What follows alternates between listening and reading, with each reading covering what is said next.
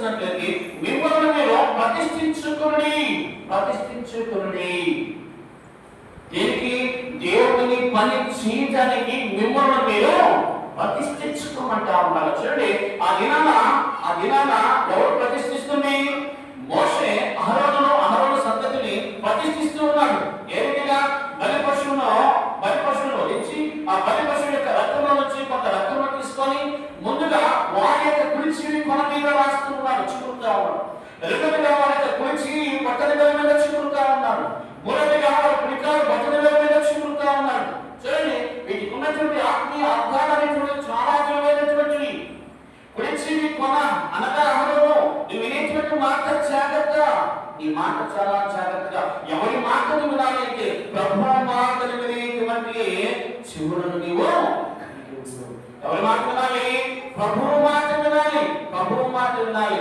అదే విధంగా కుడి యొక్క బట్టల మీద వేస్తున్నాడు. అహరోను జాగ్రత్త, అతి పరిశుద్ధ స్థలంలోనికి వెళ్ళేటువంటి నీవు నీ క్రియలు జాగ్రత్త, మారిపోతావు జాగ్రత్త, చచ్చిపోతావు జాగ్రత్త. అతి పరిశుద్ధ స్థలంలో కాడబెట్టబోయేటువంటి నీవు నీ యొక్క క్రియలైనటువంటివి జాగ్రత్తగా చూసుకో, సరి చేసుకొని ఉండు అని వార్నింగ్ లాగా ఇస్తా ఉన్నాడు.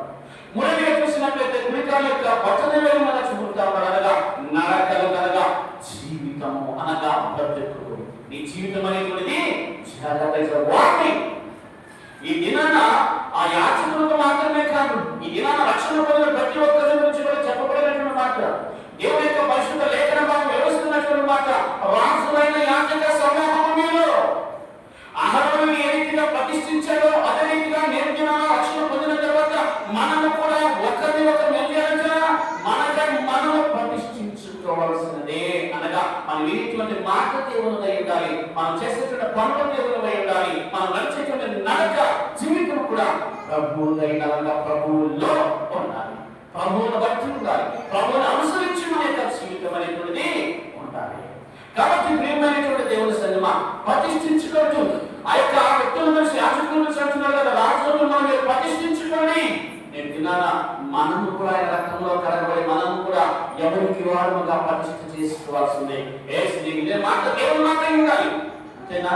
మనం అనుకుంటే జరుగుతుంది, పక్క వాళ్ళు అనుకుంటే జరుగుతుంది, మాస్టర్ గారు అనుకుంటే జరుగుతుందా? వాక్యం అయితే పాస్టర్ గారు అనుకుంటే జరగదు. వాక్యం వినాలి అని పాస్టర్ గారు అనుకుంటే జరిగిందా? క్రియలు వాడుకోవాలని పాస్టర్ గారు అనుకుంటే జరిగిందా? లేదా దేవుడు అనుకుంటే జరిగిందా? ఎవరు అనుకుంటే జరిగింది?